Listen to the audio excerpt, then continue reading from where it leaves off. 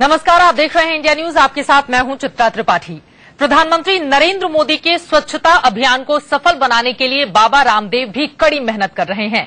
प्रधानमंत्री मोदी ने 2 अक्टूबर को बाबा रामदेव को अपने अभियान से जोड़ा था, जिसके बाद स्वामी रामदेव ने हरिद्वार और ऋषिकेश में सफाई अभियान चलाया और कई घाटों की सफाई भी की।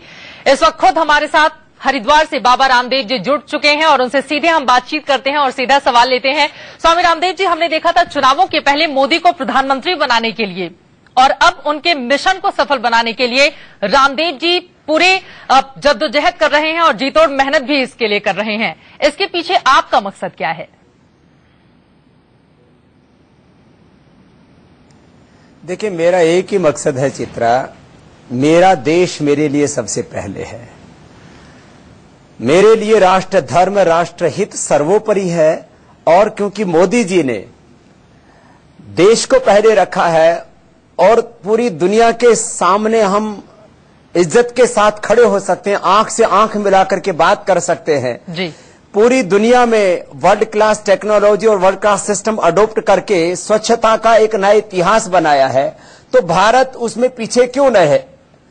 भारत उसमें पीछे ना रहे, इसके लिए हम हरिद्वार से ऋषिकेश से लेकर के और पूरे देश में 600 से ज्यादा जिलों में 5000 तहसीलों में और लाखों गांवों में अपने लाखों कार्यकर्ताओं और करोड़ों जो हमारे समर्थक हैं उनके बल पर स्वच्छ भारत जो मिशन है, जिसको 2019 तक मोदी जी पूरा करना चाहते हैं, इसको पूरी ताकत के साथ संपूर्णता की ओर लेकर के जाएंगे। कोई फोटो छपाने के लिए, टीवी पर अपनी शक्ल दिखाने के लिए हम इस काम को नहीं कर रहे हैं जी। हम चाहते हैं प्रामाणिकता के साथ कि भारत भी यूके, यूएसए और सिंगापुर, जापान की तरह, यूरोप की तरह स्वच्छ बने और इससे भारत का पूरी दुनिया में सम्मान हो, प्रतिष्ठा हो। तो नरेंद्र मोदी जी ने क्योंकि इस काम के लिए जो है खुद पहल की है, इसको प्राथमिकता दी है, तो उनको हम इसका श्रेय और गौरव भी देते हैं। बिल्कुल सही कहा आपने। सत्यमेव जयते के बाद श्रमेव जयते और अब स्वच्छमेव जयते वाली स्थिति कम से कम पूरे हिंदुस्तान में हम देख सकें, इस तरह की उम्मीद करते हैं। लेकिन अब नरेंद्र मोदी जी और आपसे जुड़े हुए कुछ सवाल मैं ले लेती हूं। हमने देखा कि किस तरह से बाबा रामदेव चुनावों के पहले चाणक्य की भूमिका में थे और नरेंद्र मोदी को पीएम बनाने के लिए खूब मेहनत की आपने। कुछ बदलाव तो आ गया क्या नरेंद्र मोदी के अंदर चुनावों के पहले और चुनावों के बाद, या आपकी अभी भी पूरी बात मानते हैं वो?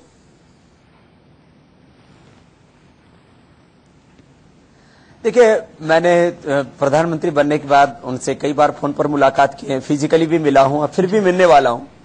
और एक बात मैं देखता हूं उनमें, मैंने कहा कैसे हो नरेंद्र भाई, तो बोलते बाबा पहले ही जैसा हो। तो नरेंद्र भाई मोदी जी में जो है उनकी नीयत में कोई परिवर्तन नहीं हुआ है। उनकी नीतियां जो देश के हित की थी वो आज भी हैं और उनके नेतृत्व में एक बहुत जबरदस्त दृढ़ता है जी। पॉलिटिकल विल और पॉलिटिकल ऑनेस्टी उनमें है।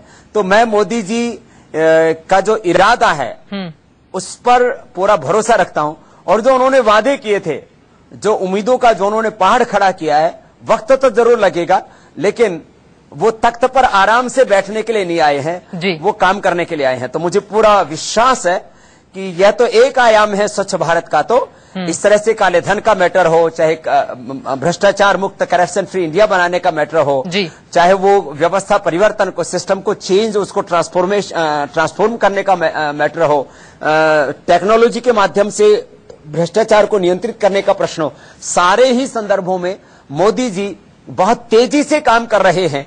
पहले तो पूरा देश का सिस्टम उसको उन्होंने ठीक से समझा है, फिर उसके लिए उपयुक्त व्यक्तियों की नियुक्तियां उन्होंने की हैं और अब कार्य गति पकड़ रहा है। इसके परिणाम मिलने भी शुरू हो चुके हैं। आगे मुझे पूरा विश्वास है कि 125 करोड़ लोगों की जो उम्मीदें थे मोदी जी से, उनको जरूर पूरा करेंगे। उम्मीदों का पहाड़ खड़ा कर दिया है नरेंद्र मोदी ने और उसे पूरा करने की वो कोशिश भी कर रहे हैं।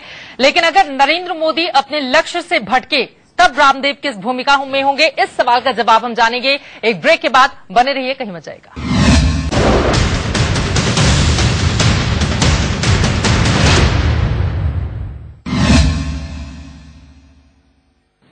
मोदी के मिशन स्वच्छ भारत को सफल बनाने के लिए बाबा रामदेव भी जी तोड़ मेहनत कर रहे हैं और इस वक्त खुद स्वामी रामदेव हमारे साथ हरिद्वार से जुड़े हुए हैं।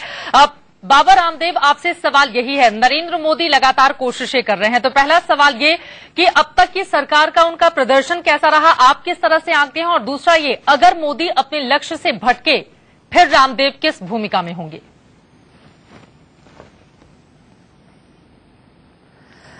देखिए, पहली बात तो चित्रा, नरेंद्र मोदी जी की नीयत, उनकी नीतियां और उनके नेतृत्व में आज भी मुझे भरोसा है जी, और आगे भी उनका ये भरोसा कायम रहेगा, ऐसा भी मुझे विश्वास है।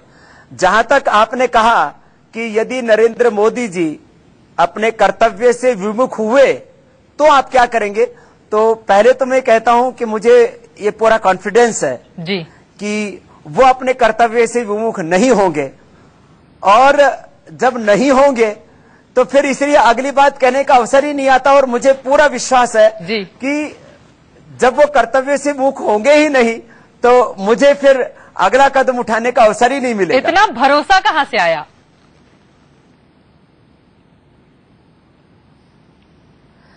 देखिए, आदमी का ट्रैक रिकॉर्ड होता है। नरेंद्र मोदी जी को करीब मैं नजदीकी से 10 सालों से जानता हूं जी, और दूरी से करीब 20 सालों से जानता हूं।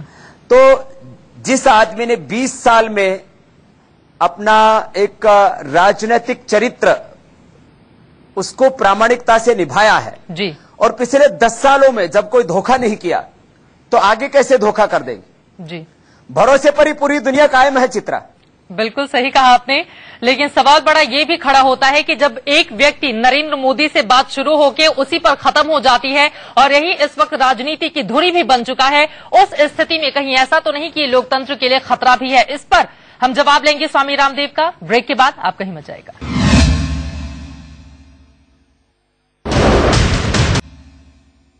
हरिद्वार से स्वामी रामदेव जी हमारे साथ लगातार बने हुए हैं, जिनसे कई सवालों के जवाब हम ले रहे हैं। और अगला सवाल बाबा रामदेव आपसे मेरा यही है, क्योंकि नरेंद्र मोदी के इर्द गिर्द ही पूरी राजनीति इस वक्त सिमटती हुई दिखाई दे रही है और यही स्थिति हमने महाराष्ट्र और हरियाणा में भी देखी है। लोकतंत्र के लिए ये तो बहुत बड़ा खतरा है, अगर एक व्यक्ति से राजनीति शुरू होकर उसी पर खत्म हो जाती है तो। ये सच है कि आज संविधान हो, संसद हो, राजनीति हो, भारतीय जनता पार्टी हो, उससे एक तरह से उसमें एक बड़ा आभा मंडल जी जो है वो मोदी जी का तैयार हो गया है। अब जो मोदी जी कहें वो संविधान है, जो मोदी जी कहें वो कानून, जो मोदी जी करे वही कर्तव्य है, जो मोदी जी कहें वही पार्टी है, वही संगठन है। तो मोदी जी में पवित्रता और प्रामाणिकता, इसलिए इन्हीं संविधान को, कायदे कानूनों को, पार्टी को, संगठन को वो ताकत देंगे, कभी उसको डिस्ट्रॉय नहीं करेंगे।